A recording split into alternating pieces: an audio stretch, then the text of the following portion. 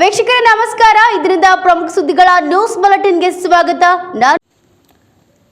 ಕಲಕೆರೆ ಸಮೀಪದ ಜಲಪುರದ ಸರ್ಕಾರಿ ಹಿರಿಯ ಪ್ರಾಥಮಿಕ ಶಾಲೆಯಲ್ಲಿ ಹದಿಹರೆಯದವರ ಆರೋಗ್ಯ ಮತ್ತು ಕ್ಷೇಮ ಆಚರಣೆ ಮಾಡಲಾಯಿತು. ಕಾರ್ಯಕ್ರಮದಲ್ಲಿ ಭಾಗವಹಿಸಿ ಮಾತನಾಡಿದ ಅಪ್ಪಾಸಾಬ್ ಮಾಂಗ್, ಆಪ್ತ ಸಮಾಲೋಚಕರು, ಸಮುದಾಯ ಆರೋಗ್ಯ ಕೇಂದ್ರ ಕಲಕೆರೆಯವರು, ಹದಿಹರೆಯದವರ ಆರೋಗ್ಯ ಜಾಗೃತಿ ತುಂಬಾ ಮುಖ್ಯವಾಗಿದೆ. ಈ ವಯಸ್ಸಿನಲ್ಲಿ ಮಕ್ಕಳಲ್ಲಿ ಉಂಟಾಗುವ ದೈಹಿಕ ಬದಲಾವಣೆಗಳನ್ನು ಮಕ್ಕಳಿಗೆ ತಿಳಿಸಬೇಕು. ಜೊತೆಗೆ ವಿಜಯಪುರ ಜಿಲ್ಲೆಯನ್ನ ಅನಿಮಿಯಾ ಮುಕ್ತವಾಗಿಸಲು ಎಲ್ಲರೂ ಕೈಜೋಡಿಸಬೇಕು ಎಂದರು. ಮಕ್ಕಳು ಮತ್ತು ಹದಿಹರೆಯದವರಲ್ಲಿ ರಕ್ತಹೀನತೆಯನ್ನು ತಡೆಗಟ್ಟಲು ಪ್ರತಿ ವಾರಕ್ಕೆ ಒಂದು ಕಬ್ಬಿಣಾಂಶದ ಮಾತ್ರೆಯನ್ನು ಉಚಿತವಾಗಿ ನೀಡುವ ಕಾರ್ಯಕ್ರಮವನ್ನು ಯಶಸ್ವಿಗೊಳಿಸೋಣ ಎಂದು ಕರೆ ಕೊಟ್ಟರು. ಫಾರೂಕ್ ವಲ್ಲಿಬಾವಿ ಆರೋಗ್ಯ ನಿರೀಕ್ಷಣಾ ಅಧಿಕಾರಿಗಳು ಮಾತನಾಡಿ, ಕ್ಷಯ ರೋಗದ ಲಕ್ಷಣಗಳನ್ನು ತಿಳಿಸಿ ಅವುಗಳನ್ನು ಪರೀಕ್ಷಿಸಿ ಗುಣಪಡಿಸಬಹುದು ಎಂದರು. ಸಾಂಕ್ರಾಮಿಕ ರೋಗಗಳು, ಅಸಾಂಕ್ರಾಮಿಕ ರೋಗಗಳ ಬಗ್ಗೆ ತಿಳಿಸಿದರು. ಮಕ್ಕಳಲ್ಲಿ ಜಂತುಹುಳು ನಿವಾರಣೆಗಾಗಿ ಅಲೆಂಡಾಜೋಲ ಮಾತ್ರೆಯನ್ನ ಸೇವಿಸಬೇಕು ಎಂದರು. ಸಮುದಾಯ ಆರೋಗ್ಯ ಅಧಿಕಾರಿಗಳಾದ ರೇಷ್ಮಾ ನಾಯಕ್ ಪೋಷಣ ಅಭಿಯಾನದ ಬಗ್ಗೆ ಮಾತನಾಡಿ, ಮಕ್ಕಳಲ್ಲಿ ನ್ಯೂನೋ ಪೋಷಣೆ ನಿವಾರಿಸಲು ಸಮತೋಲನ ಆಹಾರದ ಸೇವನೆಯೂ ಮಹತ್ವವಾಗಿದೆ. ಶಾಲೆಯ ಬಿಸಿ ಊಟದಲ್ಲಿ ನಿಯಮಿತವಾಗಿ ಎಲ್ಲ ರೀತಿಯ ತರಕಾರಿಗಳನ್ನು ಬಳಸಿದಾಗ ಮಕ್ಕಳಲ್ಲಿ ಪೋಷಣೆ ತಡೆಗಟ್ಟಬಹುದು ಎಂದರು. ಜೊತೆಗೆ ಹೆಣ್ಣು ಮಕ್ಕಳಿಗೆ ಒಳ್ಳೆಯ ಸ್ಪರ್ಶ, ಕೆಟ್ಟ ಸ್ಪರ್ಶದ ಬಗ್ಗೆ ತಿಳಿಸಿದರು. ಶಾಲೆಯ ಮುಖ್ಯ ಗುರುಗಳಾದ ಮೊಹಮ್ಮದ್ ಶಫೀಕ್ ಮುಜಾವರ್ ಮಾತನಾಡಿ, ಮಕ್ಕಳು ತಮ್ಮಲ್ಲಿ ವೈಯಕ್ತಿಕ ನೈರ್ಮಲ್ಯ ಕಾಪಾಡಿಕೊಳ್ಳಬೇಕು. ವೈಯಕ್ತಿಕ ಶುಚಿತ್ವದಿಂದ ನಾವು ರೋಗಗಳಿಂದ ದೂರವಿರಬಹುದು ಎಂದರು. ಕಾರ್ಯಕ್ರಮದಲ್ಲಿ ಶಿಕ್ಷಕರಾದ ಸುರೇಶ್ ಹೊಸಟ್ಟಿ, ರೇಣುಕಾ ಅಗಸರ್, ಸಂತೋಷ್ ಹರೋಲಿ, ಬಾನು ಹಕೀಂ, ನಾಗಮ್ಮ ಕುಂಬಾರ್ ಹಾಜರಿದ್ದರು. ಕಾರ್ಯಕ್ರಮವನ್ನು ನಬಿಲಾಲ್ ಹಕೀಂ ನಿರೂಪಿಸಿದರು. ಶಂಶುದ್ದೀನ್ ಇನಾಮ್ದಾರ್, ಎನ್ಕೆಎಸ್ ಟಿವಿ4 ನ್ಯೂಸ್, ಕಲಕೆರೆ. ಇದೇ ಸೋಮವಾರ 11 ಗಂಟೆಗೆ ಹಮ್ಮಿಕೊಂಡಿದ್ದ ಅಂಬೇಡ್ಕರ್ ಪರಿನಿರ್ವಾಣ ದಿನಾಚರಣೆ ಕಾರ್ಯಕ್ರಮವನ್ನು ಮುಂದಿನ ಜನವರಿ 6ರಂದು ಸೋಮವಾರಕ್ಕೆ ಮುಂದೂಡಲಾಗಿದೆ ಎಂದು ಕಾರ್ಯಕ್ರಮದ ಆಯೋಜಕರು ಮಾಜಿ ಸೈನಿಕ ನರಸಿಂಹಮೂರ್ತಿ ತಿಳಿಸಿದ್ದಾರೆ. ಹೌದು, ತುಮಕೂರು ಜಿಲ್ಲೆಯ ಕೊರಟಗೆರೆ ತಾಲೂಕಿನ ಓಳವನಹಳ್ಳಿ ಹೋಬಳಿ ಮಟ್ಟದಲ್ಲಿ ಕಾರ್ಯಕ್ರಮವನ್ನು ಆಯೋಜಿಸಲಾಗಿತ್ತು. ತುಮಕೂರು ಜಿಲ್ಲೆಯ ಈ ಕಾರ್ಯಕ್ರಮಕ್ಕೆ ಗೃಹ ಸಚಿವ ಡಾಕ್ಟರ್ ಜಿ ಪರಮೇಶ್ವರ್ ಅವರ ಸಹಕಾರದಲ್ಲಿ ನಡೀತಾ ಇತ್ತು. ಮಾಜಿ ಪ್ರಧಾನಿ ಮನಮೋಹನ್ ಸಿಂಗ್ ಅವರು ನಿಧನರಾದ ಕಾರಣ ಜನವರಿ 6ರಂದು ಸೋಮವಾರಕ್ಕೆ ಈ ಕಾರ್ಯಕ್ರಮವನ್ನು ಮುಂದೂಡಲಾಗಿದೆ. ದೇವರಾಜ್ ಕೆಎನ್, ಎನ್ಕೆಎಸ್ ಟಿವಿ4 ನ್ಯೂಸ್ ಬ್ಯೂರೋ, ತುಮಕೂರು. ತಾಲೂಕು ಆಡಳಿತ ವತಿಯಿಂದ ಡಾಕ್ಟರ್ ಬಿ ಆರ್ ಅಂಬೇಡ್ಕರ್ ಅವರ 68ನೇ ಮಹಾಪರಿನಿರ್ವಾಣ ಕಾರ್ಯಕ್ರಮವನ್ನು ದಿನಾಂಕ 30/12/2024 ಆಯೋಜನೆ ಮಾಡಲಾಯಿತು. ಈಗ ನಮ್ಮ ದೇಶದ ಮಾಜಿ ಪ್ರಧಾನಮಂತ್ರಿಗಳಂತ ನಮ್ಮ ಮನಮೋಹನ್ ಸಿಂಗ್ ಅವರು ನಿಧನದ ಕಾರಣ ನಾವು ಅವರ ಒಂದು 7 ದಿನಗಳ ಶೋಕಾಚರಣೆ ಇರುವ ಕಾರಣದಿಂದ ನಮ್ಮ ಕಾರ್ಯಕ್ರಮವನ್ನು ಸರ್ಕಾರದ ಆದೇಶದ ಮೇಲೆ ರದ್ದು ಮಾಡಿ ಈಗ ಜನವರಿ 6, 2025 ವರ್ಷದ ಅನುಗುಣವಾಗಿ ನಮ್ಮ ಯಥಾಸ್ಥಿತಿ ಕಾರ್ಯಕ್ರಮವನ್ನು ಅಂಬೇಡ್ಕರ್ ಮಹಾಪರಿನಿರ್ವಾಣ ಕಾರ್ಯಕ್ರಮವನ್ನು ಒಳವನಹಳ್ಳಿ ಗ್ರಾಮದಲ್ಲಿ ದಿನಾಂಕ 6/1/2025 ಹಮ್ಮಿಕೊಳ್ಳಲಾಗಿದೆ.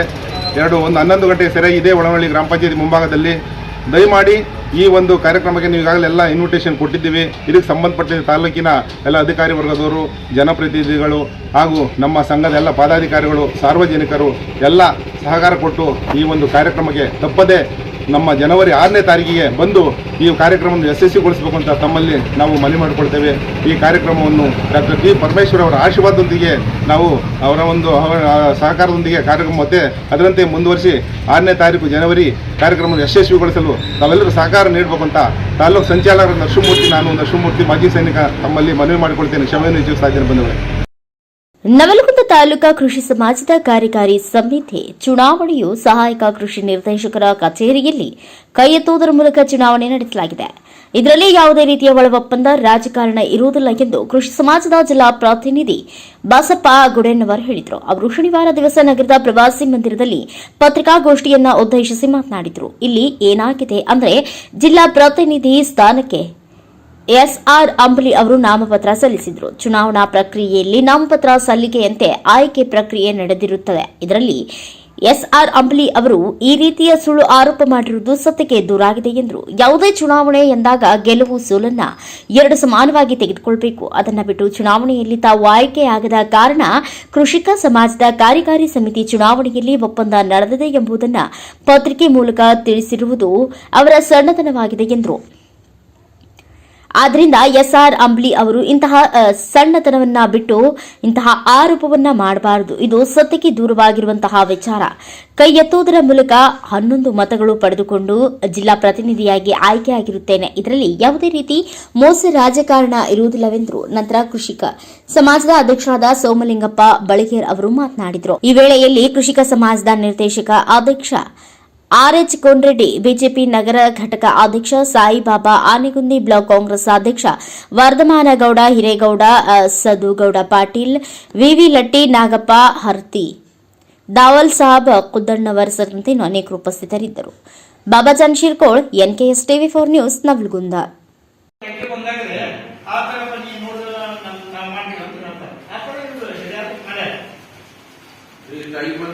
ಚರ್ಚೆ ಮಾಡುವತ್ನಾಗ ಅವ್ರು ಓಟೇಕ್ ಮಾಡೋದು ಅಪ್ಲಿಕೇಶನ್ ಮಾಡ್ತಾರೆ. ಪಕ್ಷದಾಗ ಹೋಯ್ತು ಅದಕ್ಕೆ ನೀವೇ ಹೇಳ್ತೀರ.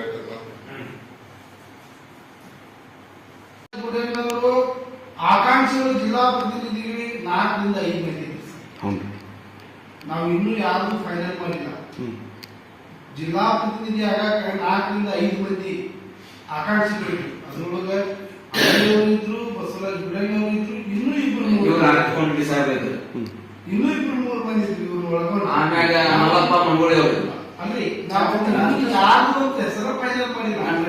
ಇದೇ ತರದೊಳಗೆ ಅವರು ಪ್ರತಿ ಹಿರಿಯ ಆಗಿರೋ ಒಳಗೆ ಬಂದಿದ್ರಲ್ಲ, ರಘುನಾಥ ರೆಡ್ಡಿ ನವೀನ್ ಮನೆಯವರು, ಅವ್ರು ಹೊರಗೆ ಹೋಗಿ ಇಲ್ಲ ನಾಮಿನೇಷನ್ ಮಾಡಂತ ಹೇಳಿ ಹೋಗ್ಬಿಟ್ಟು, ಆದಾಗಿ ಕೂಡ ನಾವು ಎಲ್ಲಾರು ಹೊರಗೆ ಹೋಗಿ ಬೇಡ ಹೊಂದಾಣಿಕೆ ಮಾಡೋದು ಬರಲಿ ಅಂತ ಕರೆದಿಲ್ಲ ಅವ್ರ ಪರಿಸ್ಥಿತಿ. ಅದಕ್ಕೆ ಈಗ ಅವರು ಪಕ್ಷದ ಮ್ಯಾಗ ಆಪಾದನೆ ಮಾಡಿದ್ರೆ ಅವರು ಮಾತ್ರ ಇಲ್ಲಿ ತಗೋಬೇಕು.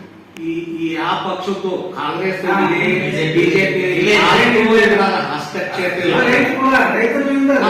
ರೈತರಲ್ಲ, ರೈತರ ಒಂದು ಇದಕ್ಕಾಗಿ ನಾವು ಅಷ್ಟೂರು ಒಕ್ಕಟ್ಟಾಗಿನ ಒಂದು ಇದು ಮಾಡಿದ್ದೀವಿ ಸಮಿತಿ ಒಳಗ. ಪ್ರಿಯಾಂಕ್ ಖರ್ಗೆ ವಿರುದ್ಧ ಷಡ್ಯಂತ್ರ, ಶಾಸಕ ಅಲ್ಲಮಪ್ರಭು ಹೇಳಿಕೆ. ಹೌದು, ಸಚಿವ ಪ್ರಿಯಾಂಕ್ ಖರ್ಗೆ ಅವರ ಅಭಿವೃದ್ಧಿ ಕಾರ್ಯಗಳನ್ನ ಸಹಿಸಲಾಗಿದೆ. ಬಿಜೆಪಿ ನಾಯಕರು ಅವರ ವಿರುದ್ಧ ಷಡ್ಯಂತ್ರ ರೂಪಿಸುತ್ತಿದ್ದಾರೆ. ನಗರದಲ್ಲಿ ಶಾಸಕ ಅಲ್ಲಮಪ್ರಭು ಪಾಟೀಲ್ ಹೇಳಿಕೆ. ಹೌದು, ಕಲಬುರಗಿ ನಗರದಲ್ಲಿ ಸುದ್ದಿಗೋಷ್ಠಿ ನಡೆಸಿ ಮಾತನಾಡಿದವರು, ಪ್ರಿಯಾಂಕ್ ಖರ್ಗೆ ಅವರು ಸಚಿವರಾಗಿ ಉತ್ತಮ ಕಾರ್ಯಗಳನ್ನ ಮಾಡುತ್ತಿದ್ದಾರೆ. ಅವರ ಏಳಿಗೆ ಹಾಗೂ ಅಭಿವೃದ್ಧಿನ ಸಹಿಸಲಾಗದ ಬಿಜೆಪಿ ನಾಯಕರು ವಿನಾಕಾರಣ ಅವರನ್ನ ಸಚಿನ್ ಆತ್ಮಹತ್ಯೆ ಪ್ರಕರಣದಲ್ಲಿ ಸಿಲುಕಿಸಲು ಯತ್ನಿಸುತ್ತಿದ್ದಾರೆ ಅಂತ ಹೇಳಿದರು. Mallikarjun Sangolgi, NKS TV4 bureau report, Kalaburagi. Development ಇದ್ರಾಗ ಯಾವಾಗ ಕಾಂಗ್ರೆಸ್ ಪಕ್ಷ ಅಧಿಕಾರಕ್ಕೆ ಬಂದದ ಅವಾಗ 1982ರಲ್ಲಿ ಧರ್ಮಸಿಂಗ್ ಸಾಹೇಬರು, ಖರ್ಗೆ ಸಾಹೇಬ್ರಿದ್ದಾಗೆ ಯೂನಿವರ್ಸಿಟಿ ಬಂದಿದ್ದು, ಮಹಾನಗರ ಪಾಲಿಕೆ ಆಗಿದ್ದು, ಅವರು CM ಇದ್ದಾಗ ಬಂದು ಹೈಕೋರ್ಟ್ ಆಗಿದ್ದು, ಸೆಂಟ್ರಲ್ ಯೂನಿವರ್ಸಿಟಿ ಆಗಿದ್ದು, ಇವ್ರು ಕೇಂದ್ರ ಮಂತ್ರಿ ಇದ್ದಾಗೆ ES ಆಗಿದ್ದು. ಯಾವಾಗ ಕಾಂಗ್ರೆಸ್ ಇದೆ ಎದ್ದು ಕಾಣ್ತಾವ ಬಿಲ್ಡಿಂಗ್. ಯಾರ ಬಿಜೆಪಿ ಬಂದಿದ್ದು ಒಂದರೆ ತೋರ್ಸತ್ ಹೇಳಿ ನಾವು ಮಾಡಿದ ವಿಧಾನಸೌಧ ಉದ್ಘಾಟನೆ ಮಾಡಿದ್ರು ಅವ್ರು. ನಾವು ಕೆಲಸ ಮಾಡಿದ್ವಿ ಇಲ್ಲ ಅನ್ಬೇಡ್ರಿ, ಹಾಗೆ ಆಗ್ತದೆ. ನಿಮ್ಗೆ ಒಂದು ಪಟ್ಟಿ ಕೊಡ್ತೀನಿ, ನಿಮ್ಗೆ ತೋರಿಸ್ತೇವೆ ಏನಾಗ್ಯದ.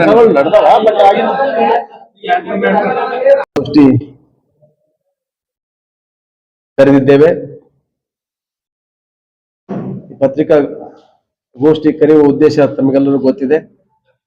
ಗುತ್ತಿಗೆದಾರ ಸಚಿನ್ ಪಂಚಾಳ್ ಅವರ ಆತ್ಮಹತ್ಯೆ ದುರದೃಷ್ಟಕರ. ಇದನ್ನು ಮಾನ್ಯ ಸಚಿವರು ಕೂಡ ಈ ಘಟನೆ ನಡೆದ ದಿನವೇ ಹೇಳಿದ್ದು ಸಮಗ್ರ ತನಿಖೆ ನಡೆಸುವಂತೆ ಗೃಹ ಸಚಿವರಿಗೆ ಆಗ್ರಹಿಸಿದ್ದಾರೆ. ಸಚಿನ್ ಬರೆದಿರುವ ಡೆತ್ ನೋಟ್ ನಲ್ಲಿ ರಾಜು ಕಪ್ನೂರ್ ಹೆಸರು ಉಲ್ಲೇಖಿಸಲಾಗಿದೆ. ರಾಜು ಕಪ್ನೂರ್ ಕಾರ್ಪೊರೇಟರ್ ಆಗಿದ್ದು ಕೂಡ ಕಾಂಗ್ರೆಸ್ ಪಕ್ಷದಿಂದ ಆಗಿದ್ದು ಅಲ್ಲ, ನಾವ್ಯಾರು ಅಲೆಗಳೆಯುವಂತಿಲ್ಲ.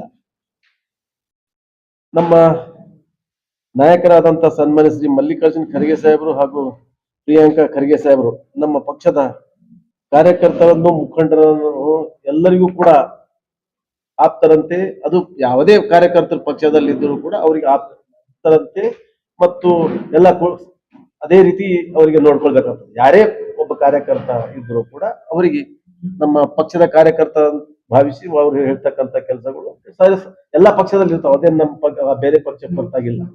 ಅದರಂತೆ ಸಾಕಷ್ಟು ಜನ ಕಾರ್ಯಕರ್ತರು, ಯಾಕಂದ್ರೆ ಯಾವುದೇ ಒಂದು ಕೆಲಸ ನಮ್ಮ ಕಾರ್ಯಕರ್ತರು ಯಾಕಂದ್ರೆ ತಮ್ಮ ಕ್ಷೇತ್ರದ ಅಭಿವೃದ್ಧಿ ಪರ ಕೆಲಸ ಕೇಳಿದಾಗ ಮಾಡೋದು ಸಹಜ ಇರ್ತದೆ. ಆದರೆ ಎಲ್ಲ ಕೃತ್ಯಗಳಲ್ಲಿ ಮಾಡ್ತಾರ, ಅದು ಮಾಡ್ತಾರ, ಇದು ಹೇಳಿ ಮಾಡ್ತಾರೆ. ಇವ್ರು ಈ ಯಾವುದೇ ಸಂದರ್ಭದಲ್ಲಿ ಕೂಡ ಇವ್ರ ನಾಲೆಜ್ ಯಾವುದೇ ಇರಲ್ಲ, ಯಾವ ಪಕ್ಷದವರು ಇದ್ರು ಕೂಡ ಆ ರೀತಿ ಇರಲ್ಲ. ಕುಡಕರ ತಾಣವಾದ ಸರ್ಕಾರಿ ಶಾಲೆಯ ಆವರಣ. ಹೌದು, ಬೇದರ್ ಜಿಲ್ಲೆಯ ಹುಮ್ನಾಬಾದ್ ತಾಲೂಕಿನ ಮುಗನೂರು ಗ್ರಾಮದ ಸರ್ಕಾರಿ ಪ್ರಾಥಮಿಕ ಶಾಲೆಯಲ್ಲಿ ಸಂಜೆ ಹೊತ್ತಿಗೆ ಕುಡುಕರ ಹಾವಳಿಯಿಂದ ಶಾಲೆಯ ವಿದ್ಯಾಮಂದಿರ ಈಗ ಕುಡುಕರ ಅಡ್ಡವಾಗಿದೆಯಾ? ವಿದ್ಯಾರ್ಥಿಗಳು ಹಾಗೂ ಸಾರ್ವಜನಿಕರ ಮನದಲ್ಲಿ ಪ್ರಶ್ನೆ ಕಾಡತೊಡಗಿದೆ. ಹೌದು, ಗ್ರಾಮದ ವಿದ್ಯಾರ್ಥಿಗಳು ತಾನು ವಿದ್ಯಾಭ್ಯಾಸ ಮಾಡುವ ಪಾಠಶಾಲೆಯನ್ನ ದಿನಾಲು ಸ್ವಚ್ಛಗೊಳಿಸಿ ಪಾಠ ಕಲಿತಾರೆ. ಆ ಶಾಲೆಯ ಮುಖ್ಯ ಶಿಕ್ಷಕರು ಹಾಗೂ ಸಿಬ್ಬಂದಿಗಳು ಹಾಗೂ ವಿದ್ಯಾರ್ಥಿಗಳು ಬಹಳ ನೊಂದೋಗಿದ್ದಾರೆ ಎಂದು ಗ್ರಾಮಸ್ಥರು ಅಳಲು ತೋಡ್ಕೊಂಡಿದ್ದಾರೆ. ಹೌದು, ಕೆಲವು ಕುಡುಕರು ದಿನನಿತ್ಯ ಶಾಲೆಯ ಅಂಗಳದಲ್ಲಿ ಸಾರಾಯಿ ಕುಡಿಯುವ ಅಭ್ಯಾಸ ಮಾಡಿಕೊಂಡು ಇಡೀ ಗ್ರಾಮವೇ ಕೆಟ್ಟ ಹೆಸರು ತರುತ್ತಿರುವುದು ನೋವಾಗ್ತಿದೆ ಎಂದು ಗ್ರಾಮಸ್ಥರು ತಮ್ಮ ಅಳಲನ್ನ ತೋಡ್ಕೊಂಡಿದ್ದಾರೆ. ಆ ಕುಡುಕರು ಯಾರೇ ಆಗಿರ್ಲಿ ಕಾನೂನು ರೀತಿಯ ಕ್ರಮ ಕೈಗೊಳ್ಳಬೇಕಂತ ಗ್ರಾಮಸ್ಥರು ಕೋರಿದ್ದಾರೆ. ಶ್ರೀಮಂತರ ಎಂಚೂರೆ, ಬ್ಯೂರೋ ರಿಪೋರ್ಟ್, ಬೀದರ್.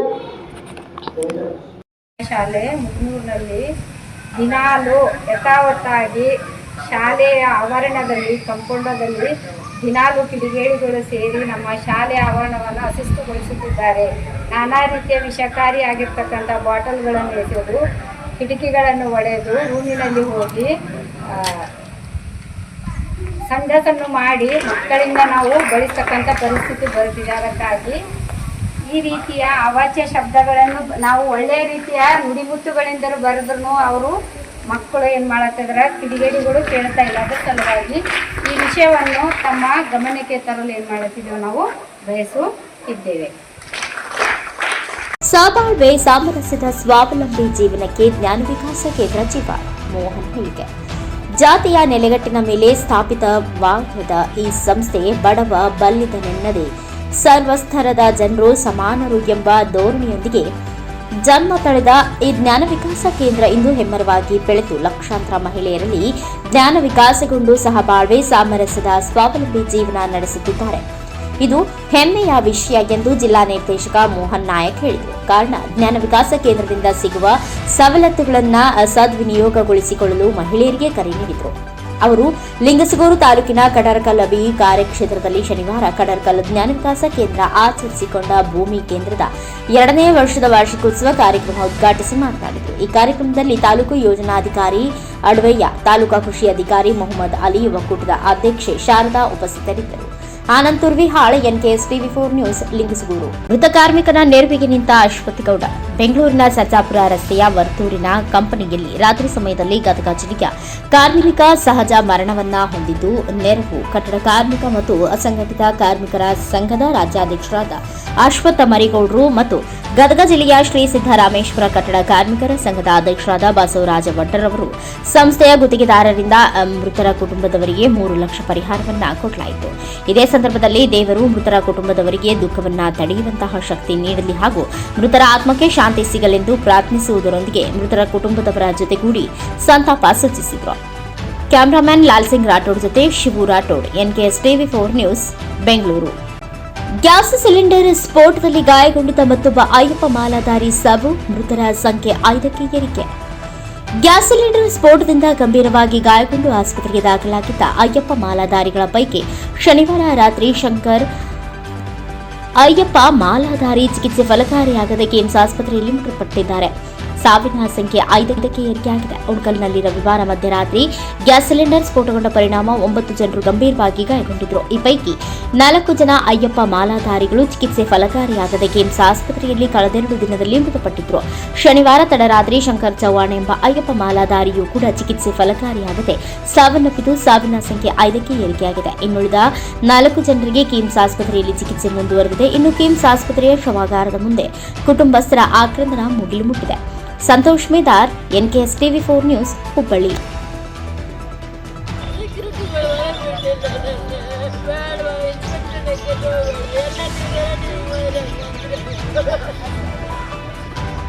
ಜೇವರ್ಗಿಯಿಂದ ಆರಂಭವಾಗಿ ಚಾಮರಾಜನಗರದಲ್ಲಿ ಕೊನೆಗೊಳ್ಳುವ 150 ರಾಷ್ಟ್ರೀಯ ಹೆದ್ದಾರಿ ಅಲ್ಲಲ್ಲ, ಇದು ರಹದಾರಿ ಅನ್ನುವಂತಾಗಿದೆ. ಹೌದು, ಈ ರಾಷ್ಟ್ರೀಯ ಹೆದ್ದಾರಿ ಮಹಾರಾಷ್ಟ್ರ, ಆಂಧ್ರ, ತೆಲಂಗಾಣ ಮತ್ತು ರಾಜಧಾನಿಗೆ ಕಲ್ಪಿಸಲು ಹೃದಯ ಭಾಗವಹಿಸಿದೆ. ಅನೇಕ ನೂರಾರು ಸಂಖ್ಯೆಯಲ್ಲಿ ಜೀಪು, ಕಾರು, ದ್ವಿಚಕ್ರ ವಾಹನ, ತುರ್ತು ಚಿಕಿತ್ಸೆಗೆ ತೆರಳುವ ಆಂಬ್ಯುಲೆನ್ಸ್, ಸರಕು ಸಾಗಾಣಿಕೆಯ ಲಾರಿಗಳು, ಸಾರಿಗೆ, ಖಾಸಗಿ ಬಸ್ಗಳು ಸಂಚರಿಸಿ ಸದಾ ದಟ್ಟಣೆಯಿಂದ ಕೂಡಿರುತ್ತದೆ. ಇದು ಕಿರಿದಾಗಿದ್ದರಿಂದ ನಿತ್ಯ ಲೆಕ್ಕವಿಲ್ಲದಷ್ಟು ಆಕ್ಸಿಡೆಂಟ್ಗಳು ಕಾಮನ್ ಆಗಿವೆ. ಪೈಪೋಟಿಯಂತೆ ನಾವೇನು ಕಡಿಮೆ ಇಲ್ಲ ಎನ್ನುವಂತೆ ಪ್ರಾಣ ಕಳೆದುಕೊಳ್ಳುವವರ ಸಂಖ್ಯೆಗೇನು ಕಡಿಮೆ ಇಲ್ಲ. ರಸ್ತೆಯ ಎರಡು ಬದಿಯಲ್ಲಿ ಮತ್ತು ಕೆಲ ತಿರುವುಗಳಲ್ಲಿ ಕತ್ತರಿಸಿದ ಮುಳ್ಳು ಕಟ್ಟಿಗಳಿಂದ, ರಸ್ತೆಯ ಅಲ್ಲಲ್ಲಿ ಬಿದ್ದ ಕಂದಕಗಳಿಂದ, ರಿಪೇರಿಗೊಳಿಸಿದ ಶಿಥಿಲಗೊಂಡ ಕೆಲ ಸೇತುವೆಗಳು, ಸಮರ್ಪಕ ವೇಗ ನಿಯಂತ್ರಕಗಳು, ರಸ್ತೆ ವಿಭಜಕ ಸೇರಿದಂತೆ ಮುನ್ನೆಚ್ಚರಿಕೆ ಸುರಕ್ಷತಾ ಕ್ರಮ ಕೈಗೊಳ್ಳದ ರಾಷ್ಟ್ರೀಯ ಹೆದ್ದಾರಿ ಪ್ರಾಧಿಕಾರದ ನಿರ್ಲಕ್ಷ್ಯದಿಂದ ರಾಷ್ಟ್ರೀಯ ಹೆದ್ದಾರಿಯಲ್ಲಿನ ಸವಾರರ ಜೀವಕ್ಕೆ ಬೆಲೆ ಇಲ್ಲದಂತಾಗಿದೆ. ಈ ಎಲ್ಲ ಅವ್ಯವಸ್ಥೆಯನ್ನು ಸರಿಪಡಿಸುವ ನಿಟ್ಟಿನಲ್ಲಿ ರಾಷ್ಟ್ರೀಯ ಹೆದ್ದಾರಿ ಪ್ರಾಧಿಕಾರ ಮುಂದಾಗುವುದ ಕಾದ್ ನೋಡ್ಬೇಕಷ್ಟೆ. Anand Turval, NKS TV4 bureau report, Raichur. ಪರೇಡ್ಗೆ ಜೇಬಲ್ಲಿ ತಂಬಾಕು ಇಟ್ಕೊಂಡು ಬಂದಿದ್ದ ಯುವಕ. ಮುನ್ನೆಚ್ಚರಿಕೆ ಕ್ರಮವಾಗಿ ಡ್ರಗ್ಸ್ ಪೆಡ್ಲರ್ಗಳ ಪರೇಡ್ ನಡೆಸುವ ಸಮಯದಲ್ಲಿ ಯುವಕನು ಪರೇಡ್ಗೆ ಜೇಬಿನಲ್ಲಿ ತಂಬಾಕು ಇಟ್ಟುಕೊಂಡು ಬಂದಿದ್ದನ್ನು ಗಮನಿಸಿದ ಕಮಿಷನರ್ ಯುವಕನನ್ನ ಕರೆದು ಜೇಬ್ ಚೆಕ್ ಮಾಡಿ ತಂಬಾಕು ಚೀಟನ್ನ ತೆಗೆದು ಅದನ್ನ ಹೇಗೆ ತಿನ್ನೋದು ತೋರಿಸು ಎಂದರು. ಆಗ ಯುವಕನು ಕಮಿಷನರ್ ಎದುರೇ ತಂಬಾಕು ಬಾಯಲ್ಲಿಟ್ಟು ತೋರಿಸಿದ. ಬಳಿಕ ಇದೇನು ಔಷಧಿನ ಎಂದು ಯುವಕನಿಗೆ ಕಮಿಷನರ್ ಪ್ರಶ್ನೆ ಮಾಡಿದರು. ಉಗುಳಿಗೆಂದು ಗದರಿಸಿ ಖಡಕ್ ಎಚ್ಚರಿಕೆ ನೀಡಿದರು.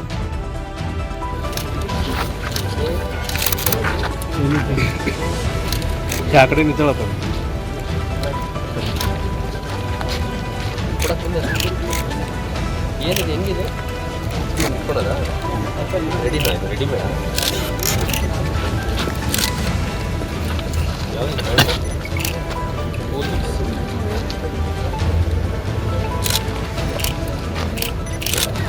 ವಿಚ್ಚಿದ್ದಂಗೆಲ್ಲ ಮೆಡಿಸಿನ್ ಆಗಿದೆ.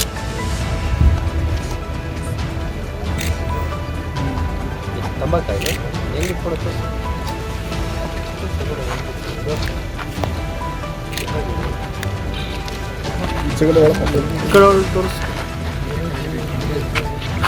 ಅಷ್ಟೇ ಬಾಯ ಆಮೇಲೆ ಪರೇಡ್ಗೆ ಜೇಬಲ್ಲಿ ತಂಬಾಕು ಇಟ್ಕೊಂಡು ಬಂದಿದ್ದ ಯುವಕ. ಮುನ್ನೆಚ್ಚರಿಕೆ ಕ್ರಮವಾಗಿ ಡ್ರಗ್ಸ್ ಪೆಡ್ಲರ್ಗಳ ಪರೇಡ್ ನಡೆಸುವ ಸಮಯದಲ್ಲಿ ಯುವಕನು ಪರೇಡ್ಗೆ ಜೇಬಿನಲ್ಲಿ ತಂಬಾಕು ಇಟ್ಟುಕೊಂಡು ಬಂದಿದ್ದನ್ನು ಗಮನಿಸಿದ ಕಮಿಷನರ್ ಯುವಕನನ್ನ ಕರೆದು ಜೇಬ್ ಚೆಕ್ ಮಾಡಿ ತಂಬಾಕು ಚೀಟನ್ನ ತೆಗೆದು ಅದನ್ನ ಹೇಗೆ ತಿನ್ನೋದು ತೋರಿಸು ಎಂದರು. ಆಗ ಯುವಕನು ಕಮಿಷನರ್ ಎದುರೇ ತಂಬಾಕು ಬಾಯಲ್ಲಿಟ್ಟು ತೋರಿಸಿದ. ಬಳಿಕ ಇದೇನು ಔಷಧಿನ ಎಂದು ಯುವಕನಿಗೆ ಕಮಿಷನರ್ ಪ್ರಶ್ನೆ ಮಾಡಿದರು. ಉಗುಳಿಗೆಂದು ಗದರಿಸಿ ಖಡಕ್ ಎಚ್ಚರಿಕೆ ನೀಡಿದರು.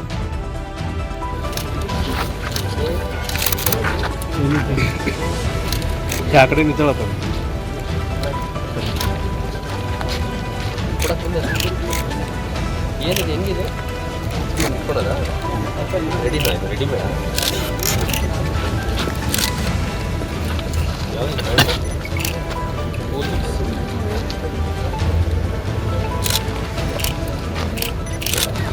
ವಿಚ್ಚಿದ್ದಂಗೆಲ್ಲ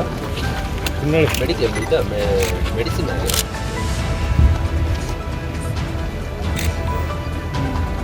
ತಂಬಾಕಾಗಿದೆ ಹೆಂಗೆ ಕೊಡುತ್ತೆ